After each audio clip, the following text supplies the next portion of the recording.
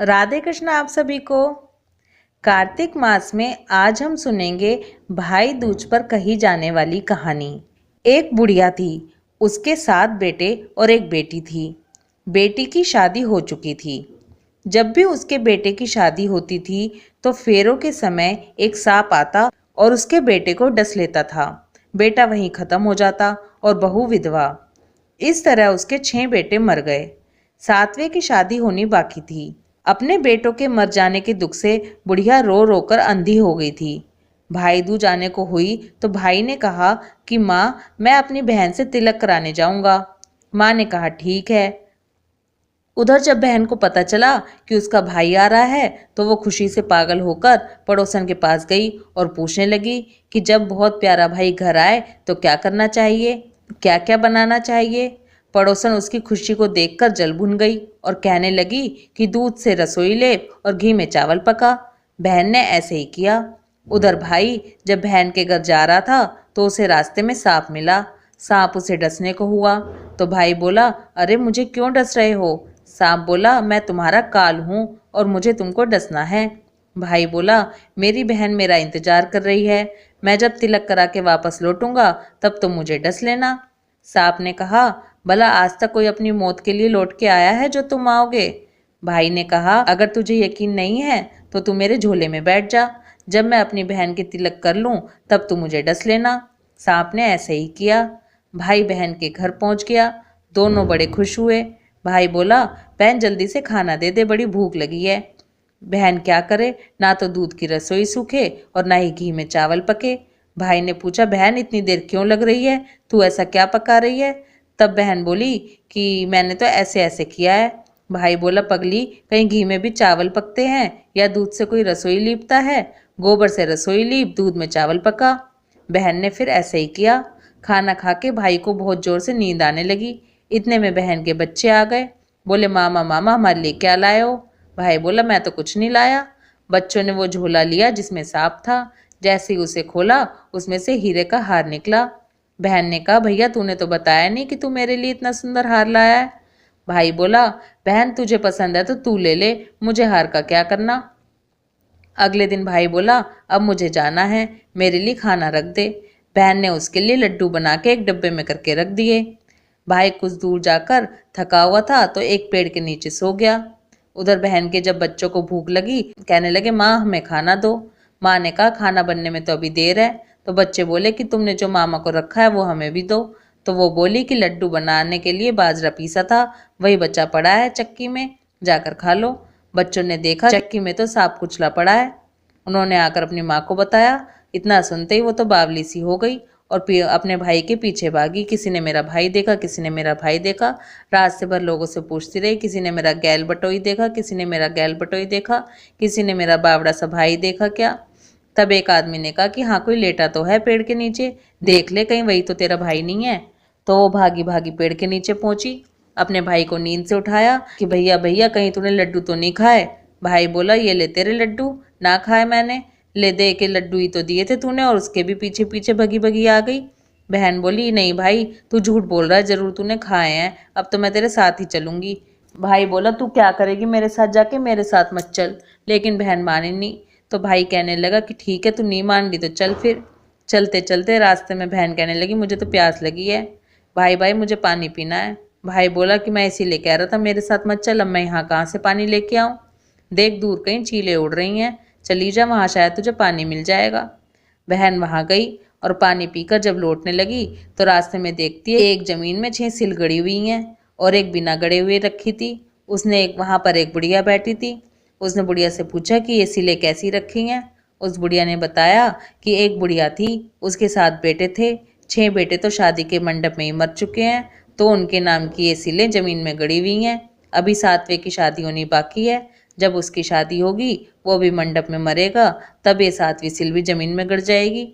बहन समझ गई कि ये सिलाएं किसी और की नहीं है बल्कि मेरे भाइयों के नाम की हैं।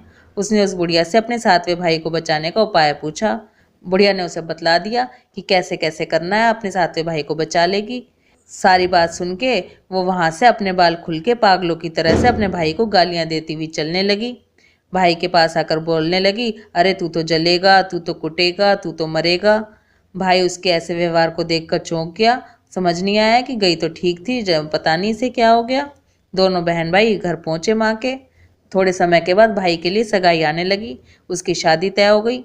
जब भाई को सहरा पहनाने लगे तो बोली, इसको क्यों सहरा बंधेगा, सहरा तो मैं पहनूंगी, ये तो जलेगा, ये तो मरेगा। सब लोगों ने परेशान होकर सहरा बहन को दे दिया। बहन ने देखा उसमें कलंगी की जगह सांप का बच्चा था। बहन ने उसे निकाल के फेंक दिया। अब जब भाई घोड़ी चढ़ने लगा तो बहन फिर बोली, ये क्यों चढ़ेगा घोड़ी पे, घोड़ी पे तो मैं बैठूंगी, ये तो जलेगा, ये तो मरेगा, इसकी लाश तो चील कौवे खाएंगे नोच नोच के। सब लोग बहुत परेशान हुए। सबने उसे ही घोड़ी पर चढ़ा दिया। जैसे ही वो घोड़ी पर चढ़ी तो घोड़ी की एक टांग टूट गई। अब जब बारात चलने को हुई तो बहन बोली, ये क्यों निकलेगा दरवाजे से, ये तो पीछे के दरवाजे से जाएगा, यहाँ से तो मैं निकलूंगी। जैसे ही वो दरवाजे के नीचे से निकलने लगी तो अचानक से दरवाजा गिर गया। वहां पे बहन ने एक ईंट उठा के अपने झोले में रख ली। सब लोगों को बड़ा अचंभा हुआ कि जैसे जैसे ये आगे जा रही है वैसे ही कुछ ना कुछ हो रहा है। रास्ते में एक जगह बारात रुकी तो भाई को पीपल के पेड़ के नीचे खड़ा कर दिया सब लोगों ने। बहन कहने लगी, ये क्यों छांव में खड़ा होएगा, इसे क्यों छांव में खड़ा कर दिया, ये तो धूप में खड़ा होएगा, छांव में तो मैं ही खड़ी होऊंगी। उसने भाई को तो हटा के धूप में खड़ा कर दिया, खुद पीपल के पेड़ के नीचे खड़ी हो गई। जैसे ही पेड़ के नीचे खड़ी हुई पेड़ गिरने लगा। वहां से बहन ने एक पत्ता तोड़ के अपने झोले में रख लिया। पेड़ वहीं का वहीं रुक गया। अब सबको विश्वास हो गया, ये तो कुछ जादू टोना जानती है, ये तो भैया बावली लग रही है, बावली ना है तो कुछ जानती है। ऐसा करते करते फेरों का समय आ गया। जब दुल्हन आई तो उसने दुल्हन के कान में कहा कि अब तक तो मैंने तेरे पति को बचा लिया, अब तू ही अपने पति को और साथ ही अपने मरे हुए जेठों को भी बचा। फेरों के समय एक सांप आया। वो जैसे ही दूल्हे को डसने को हुआ, दुल्हन ने उसे एक लोटे में भर के ऊपर से प्लेट में बंद कर दिया। थोड़ी देर बाद नागिन लहर लहर करती हुई आई। दुल्हन से बोली, तू मेरा पति छोड़। दुल्हन बोली, पहले तू मेरा पति छोड़। नागिन ने कहा, ठीक है मैंने तेरा पति छोड़ा। तो दुल्हन बोली, ऐसे नहीं, पहले 3 बार बोल। नागिन ने 3 बार बोला। फिर बोली कि अब मेरे पति को छोड़। तो दुल्हन बोली कि एक मेरे पति को छोड़ने से क्या होगा, हंसने बोलने के लिए एक जेठ भी तो होना चाहिए, तो मेरे एक जेठ को भी छोड़। तब नागिन ने एक जेठ के भी प्राण छोड़ दिए। फिर दुल्हन ने कहा, अगर एक जेठ से लड़ाई हो गई तो दूसरा जेठ चाहिए, तो मेरा दूसरा जेठ छोड़। नागिन ने दूसरा भी छोड़ दिया। फिर कहने लगी कि अगर मेरा दूसरा जेठ विदेश चला गया तो एक और चाहिए, तू एक और छोड़। ऐसे ऐसे करके दुल्हन ने अपने 6 जेठों को छुड़ा लिया। उधर बुढ़िया का रो रो के बुरा हाल हो रहा था कि अब तो मेरा 7वां बेटा भी मर जाएगा, बाकी बेटे तो चलेगा, मेरा 7वां भी चला जाएगा। थोड़ी देर बाद गांव वालों ने बुढ़िया को बताया, तेरे 7 बेटे और 7 बहुएं आ रही हैं। बुढ़िया बोली, अगर ये बात सच हो तो मेरी आंखों की रोशनी वापस आ जाए और मेरे सीने से दूध की धार बहने लगे। ऐसा ही होने लगा। अपने सारे बहू बेटों को देखकर वो बहुत खुश हुई। बोली, ये सब तो मेरी बावली का किया धरा है, कहाँ है मेरी बेटी। सब बहन को ढूंढने लगे। देखा तो वो तो भूसे की कोठरी में सो रही है। जब उसे पता चला कि उसका भाई सही सलामत है तो वह कहने लगी, अब माँ मैं अपने घर को चलूंगी। मैं तो माँ दूध और पूत दोनों ऐसे ही छोड़ी आई थी, अब मैं चलूं। जैसे ही बहन चलने को हुई उसके पीछे पीछे घर की सारी लक्ष्मी भी जाने लगी। बुढ़िया बोली कि बेटी तू ऐसे ही मत जा, तू पीछे मुड़ के देख, तू सारी लक्ष्मी अपने साथ ले जाएगी तो यहाँ तेरे भैया भाभी क्या खाएंगे। तब बहन ने पीछे मुड़ के देखा और कहा, जो माँ ने अपने हाथों से दिया बस वही मेरे साथ चले, बाकी का मेरे भैया भाभी के पास रहे। इसके बाद से भैया भाभी के घर में खूब धन संपत्ति हो गई। भैया भाभी के घर में खूब लक्ष्मी हो गई, खूब सुख समृद्धि हो गए। हे लक्ष्मी माता, जैसे उस बहन की सुनी ऐसे ही सबकी सुनना। कहानी कहते सुनते हुंकारा भरते सारी बहनों की सुनना। सब भाइयों के घर में लक्ष्मी का वास करना, सुख संपत्ति देना, समृद्धि देना। बोलो कार्तिक मास की जय, यमराज की जय, यमुना मैया की। गणेश जी की कहानी। एक बुढ़िया थी। वो बहुत ही गरीब थी और अंधी भी थी। उसके एक बेटा और एक बहू थे। वो बुढ़िया हमेशा गणेश जी की पूजा किया करती थी। एक दिन गणेश जी प्रकट हो गए और उस बुढ़िया से कहने लगे कि बुढ़िया मांग, जो तू चाहती है वही वरदान मुझसे मांग ले।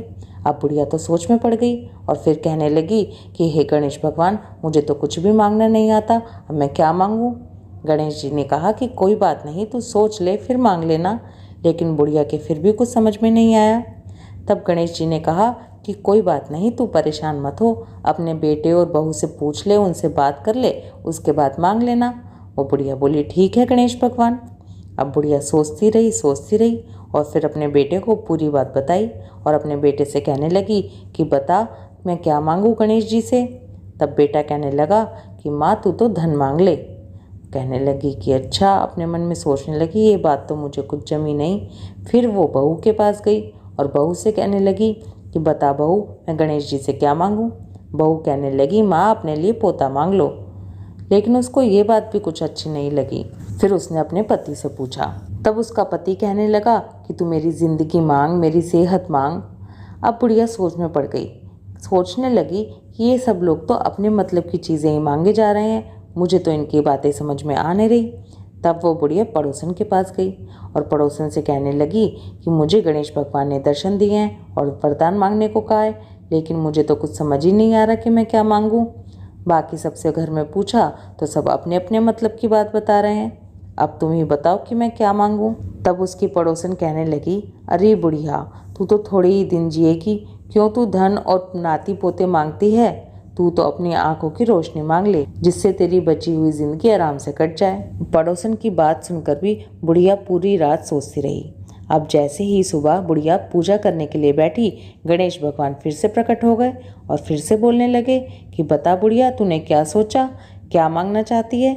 इस पर बुढ़िया बोली, हे गणेश भगवान, यदि आप मुझ पर प्रसन्न हैं तो मुझे 9 करोड़ की माया दें, निरोगी काया दें, अमर सुहाग दें, आंखों की रोशनी दें, नाती दें, पोता दें और सब परिवार को सुख दें और अंत में मोक्ष दें। ये सुनकर गणेश जी बोले, बुढ़िया माँ, तूने तो हमें ठग लिया।